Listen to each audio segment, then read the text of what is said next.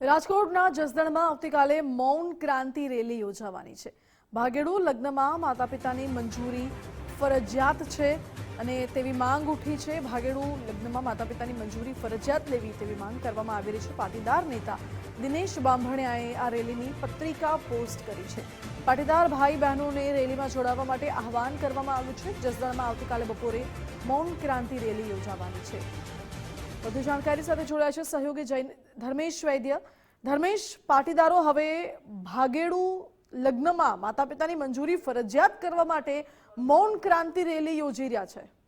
માનસી, છેલ્લા કેટલાય સમયથી પાટીદાર સમાજની અલગ અલગ બેઠકો પણ મળી હતી, મોરબી, જુનાગઢ, ભાવનગર, અને ત્યાં પણ નિર્ણય કહેવાયો હતો કે પાટીદાર સમાજની દીકરીઓ ભાગેડુ લગ્ન કરે, લગ્ન નોંધણીના કાયદામાં ફેરફાર કરવા સરકાર ખાસ આવેદનપત્ર પણ અપાયા હતા અને એ અંતર્ગત એક ઝુંબેશ શરૂ થઈ છે। એ અંતર્ગત આવતીકાલે રાજકોટના જસદણમાં મૌન ક્રાંતિ રેલી છે, જેમાં ભાગેડુ લગ્નમાં માતા પિતાની ફરજિયાત મંજૂરી થાય એવા કાયદા સરકાર કરે એ અંતર્ગત પાટીદાર સમાજના નેતાઓ સહિત અગ્રણીઓ અને આસપાસના વિસ્તારના ભાઈ બહેનો ઉપસ્થિત રહેવાના, જેનું આહવાન જે પાસના નેતા છે દિનેશ બાંભણિયાએ સોશિયલ મીડિયામાં કર્યું છે। આ રેલી આવતીકાલે જસદણમાં 2 વાગે યોજાશે અને તે પાટીદાર શૈક્ષણિક ભવનથી રેલીનું પ્રસ્થાન થશે અને જસદણ સહિત આસપાસના જે પાટીદાર સમાજના ભાઈ બહેનોને રેલીમાં જોડવા વિનંતી કરતું આહવાન જે કહી શકાય એ દિનેશ બાંભણિયાએ સોશિયલ મીડિયા દ્વારા આપ્યું છે। જી માનસી।